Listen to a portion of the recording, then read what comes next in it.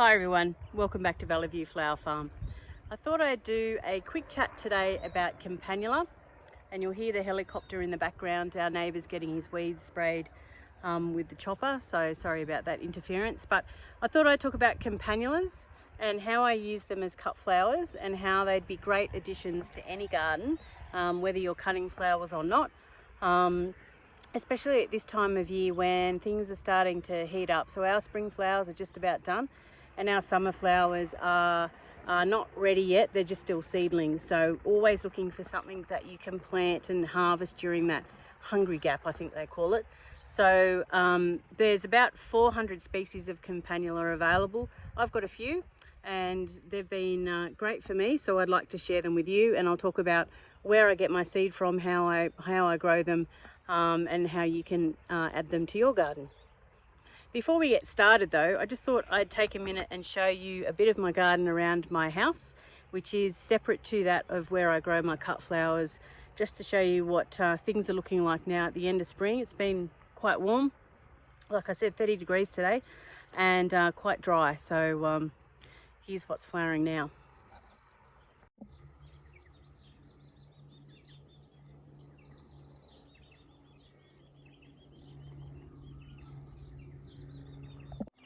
This is a climbing rose, the Aloha rose, and it is absolutely stunning. I'll get a close-up shot in a minute. And it's planted there with a broom just in behind, the elderberry, the Zambuca, black lace elderberry, and there's a fig there that we've espaliered across this trellis here.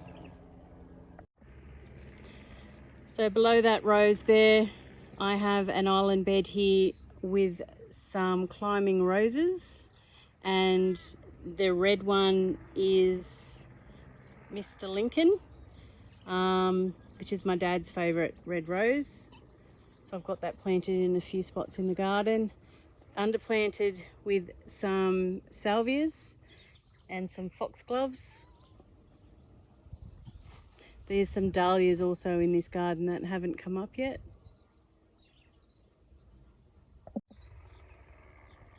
This is my outdoor bath garden, and it's flanked by two capital pears that frame the entrance gateway. And then inside we have a bathtub, which is like a poor man's hot tub or jacuzzi, which is fueled by timber. And in this garden, we just have a little secluded area that we enjoy sometimes on a winter's night.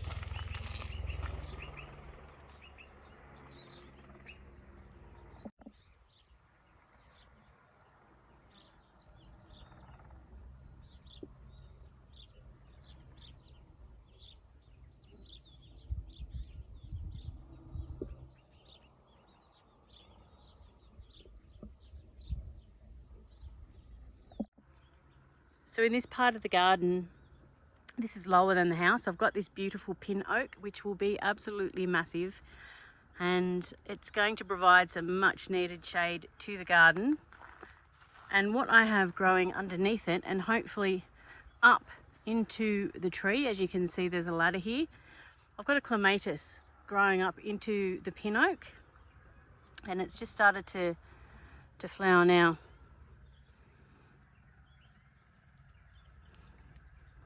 So that'll be nice in a few years. Here is another view of that beautiful pin oak. The garden is quite sloping. The house has been cut into a bit of a sloped area in order to facilitate slab on ground construction.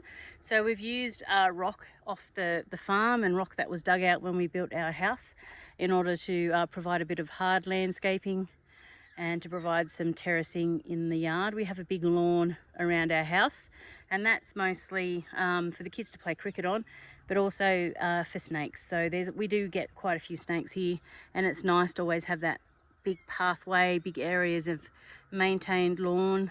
It's not going to deter the snakes, it just makes them easier to spot.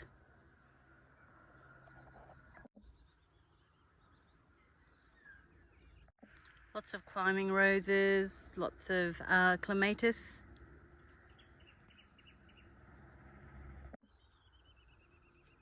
This is the back end view of that garden with that aloha rose. You can see the broom a bit better in this shot. And a phlomis, they're really good for dry areas. Jerusalem artichoke in the corner there, a member of the sunflower family, so it likes it warm. And of course lots of buddleias. Can you hear the birds? Lots of habitat for little small birds in my garden.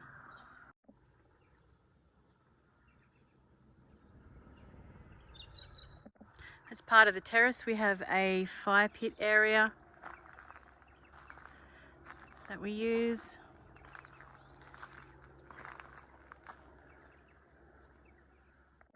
And these steps that my husband and I built.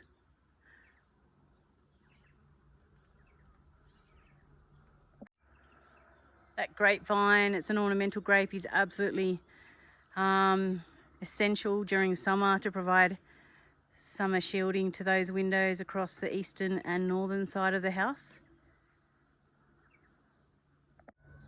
Silver birches don't grow well here. We prefer to grow river birches.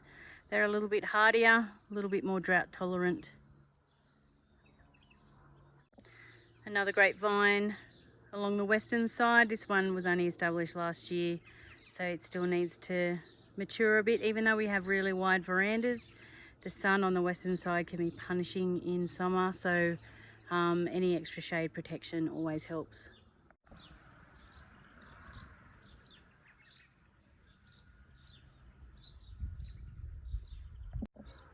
This area here is our veggie garden. So I've got society garlic at the front. I've got some scabiosa that just keeps self-seeding along the front of the veggie garden, and you can also see I've got some apples growing here. They're step over apples, so espalier apples from whips, and then just bent over. See if I can zoom in. They just go in one direction across the front of this old fence.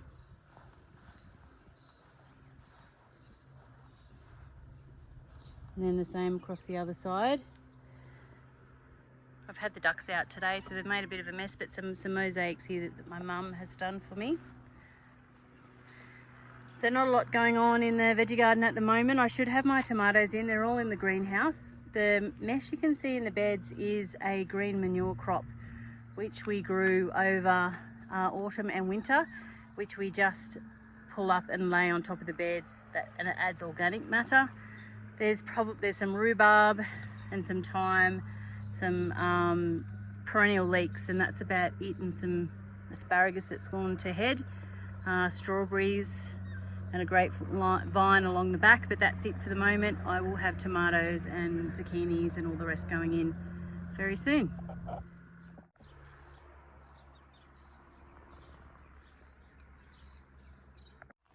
So let's talk campanulas. Where do I get my information from? Books, American publications, Specialty Cut Flowers by Alan Armitage. And this one is Herbaceous Perennial Plants. This is a massive book, again by Alan Armitage. And these are invaluable. Whilst this bigger volume is mostly about perennials, garden perennials and cut flower perennials, it does differentiate between perennials that are great as cut flowers and those that are great as garden cultivars, so well worth the investment. And both go into great detail about the different varieties of campanula available. Whilst in Australia we don't have access to all the varieties, and some of them can be hard to get. I'm sure there's collectors out there, I just haven't found them yet. The ones that I've had access to have been fantastic. So I've sourced my campanulas from probably three main spots. So if you're in Australia, you need to check out Seedscape seeds. Campanulas are very easy to grow from seed. I'll show you the ones I've grown from seed. There are pluses and minuses to growing perennials by seed. It is very slow to get cut flower length, but if you're patient, it's obviously the cheaper way to go. Woodbridge Perennial Nursery in Tassie, they will send you perennials in the post, so I get some from there. They have a range as well. of plants, that is, not seeds. And the other one is Lambley's in Victoria. And the reason I like Lambley's is they don't always have perennials that are suitable as cut flowers, but if they do, they'll tell you. And they grow in a similar climate to me, so quite dry and arid in summer and a little bit cooler and wetter in winter. Well, that's usually what happens, not always the case. So I've got a few Campanulas here that I'd like to show you. Let's start with the one that everybody knows, which is your normal Bellflower, which has just started to come out in flower now. So this is Canterbury Bells. This is a biennial, which I always thought meant it would only flower, like grow in the first year, flower in the second year. But this was planted in autumn 2 years ago, flowered in its first year, and now flowering in its second year as well, and more flowers in the second year. So I really should be cutting these. You should cut them when you've got 1 or 2 flowers open, and the stems are probably three and a bit foot tall. So these make a great long-lasting flower, very easy to grow from seed. You can buy them in plugs from Ball, Australia. Lots of different colours available. Once I cut these, I'll pull these plants out because they'll be done. Here's an example. Here's an example of one I cut the other day that only had 1 flower open. And now you can see I've got 2 more down here. There seems to be no rhyme or rhythm to how the flowers open on the stem. So yeah, that's why they're a great long-lasting flower in the vase, because they just open slowly over time. As long as you give them flower food, you'll be rewarded. And people love that colour. That blue colour is amazing. So this area is my landscaped cut garden area at the side of my patch, and in here I experiment. I've got a bit more room, a bit more flexibility, so with wider beds and things. So here I just put in stuff I've grown from seed just to see how it will perform. And one of the exciting things this year was, this is a peach. I don't know why they call it peach, but this is a peach Bellflower Campanula. I'll put its proper name on the screen for you because I can't really pronounce it. And this is a stem. This just fell over in the wind. I have cut the other ones. I've got arrangements made, so I've used them. So 2 flowers open, which is perfect, and all the buds. And a lot of these buds will open. So you can see this stem, and it keeps going, is probably 2 foot, I would think. Great long straight stems, and the flower, see if I can give you a better look here, is white with a bluey tinge. It's really quite pretty. So the plants are basically low mounds of foliage. Here's one here. It's a bit hard to see. Low mound of foliage. These are the stems here that you would pick with tall spires. I've got this dotted around the garden. So they say that Campanulas aren't a fan of heat, that they prefer a cooler climate. And in those books that I showed you earlier, they do say they're preferred in climates lower than an American hardiness zone of 7. But I'm an 8B here, and I grow Campanula really easily in full sun. And I understand that that's a cool hardiness zone, not a heat zone. We do get up to the high 30s, very rarely to 40 degrees Celsius. So it can get quite warm and quite dry. So that's why I've got an experiment here. These plants look like they're in full sun, but they're actually shaded in the, this is facing west now, so in the afternoon they're shaded by this peppermint gum here. So they're quite protected and sheltered. So here's another Campanula here, and I'm really going to mispronounce the name. Similar long spires. I haven't seen this one yet in flower, so if I can find a picture in Google, I will show you. So this one is called Campanula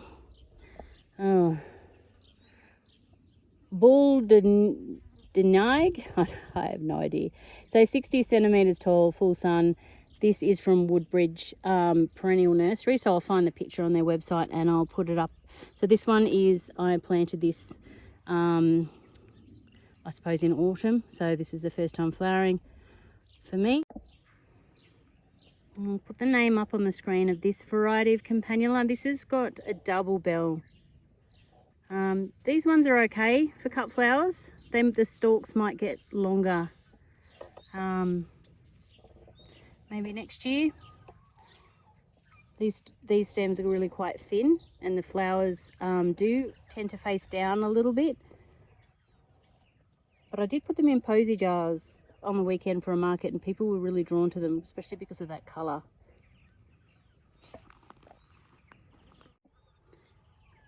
So another Campanula here yet to flower. Looks like it'll be a white form. This one I'll again put it up on the screen from Woodbridge Perennial Nursery. Campanula Chettle Charm. Chettle, C-H-E-T-T-L-E. And so I'll just see what that one looks like. And if I can probably save seed and try and propagate them that way, or by root division, I think, root cuttings. Another one here. They all seem to have the low growing mounded foliage and then send up the individual spikes. So this is a Persicafolia Campanula. So I think it's very similar to the one I have over there in the perennial garden section. But this one is Alba, so obviously a white flowering variety.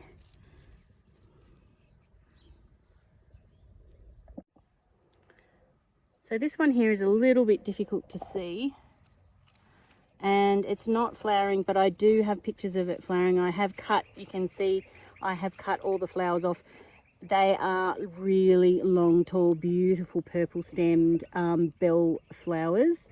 And just last forever in a vase. A much tidier form. I like Canterbury bells, but I find them to be messy looking in a vase, while these are, the flowers are obviously, they've got quite a big head on them, a big crown of flowers, but they're tidier looking and they sit better in a bouquet. Whereas, as you can see with Canterbury bells, where are they over here? They just take up so much space in a bouquet. So they're probably not as easy to work with as some of the smaller, daintier Campanulas that I've just shown you. I have shown this Campanula in another video, and that one, that purple one I just spoke about, it's very similar in form, as in flower form, to this one. I have spoken about this one. It's Campanula Crown of Snow, and this one I grew from seed, from Seedscape seeds. And the first year I planted it, it did nothing. It sent up a few really short spikes, probably, I don't know, a couple of inches tall. And then this year, being its second year in ground and flowering, and it has really taken off. This is the flower, and you can pick it when one or two little buds have opened, and then the rest will continue to open in the vase. And then this is pretty common with Campanulas. It'll continue to flower down the stem, and this stem is probably an average size stem I'm getting at the moment, and it's probably about 1 foot and a bit, so a really nice size. So Crown of Snow, very easy to grow from seed. They're not too water hungry, water thirsty I should say. They're pretty easy to grow. I do have this shaded a little bit by some Delphiniums on either side, and it seems to be working well. And this is on the eastern side of my flower farm, so it gets morning sun and might get shaded a little bit in the late afternoon sun, so I think that works well for the Campanulas. So this is just another patch I've got here of the biennial Canterbury bells, and I've got some darker purple and lighter purple ones. I did have some whites and some doubles, but they haven't come back, I don't think, in the second year. You can also grow them in pots. I'll show you where I've got some growing in pots. So here's some Campanula here, just growing in a pot, and a lot daintier looking stems. They seem quite happy. This gets watered every now and again, so it goes to show you how hardy they are. So there you are, Campanulas. Just a few different ones for you to try if you haven't tried them already. Great addition, like I said, to any cut flower garden, or any garden for that matter. I'm going to propagate some and put them in my garden because they seem to be relatively water wise. I hope you enjoyed that. If you did, please consider liking and subscribing, or leave a comment. You know of any other places where you can get different types of Campanula than I've shown you here, please let me know. I like to try them. I'd like to try as many as possible. But thanks for watching again. See you next time. Bye.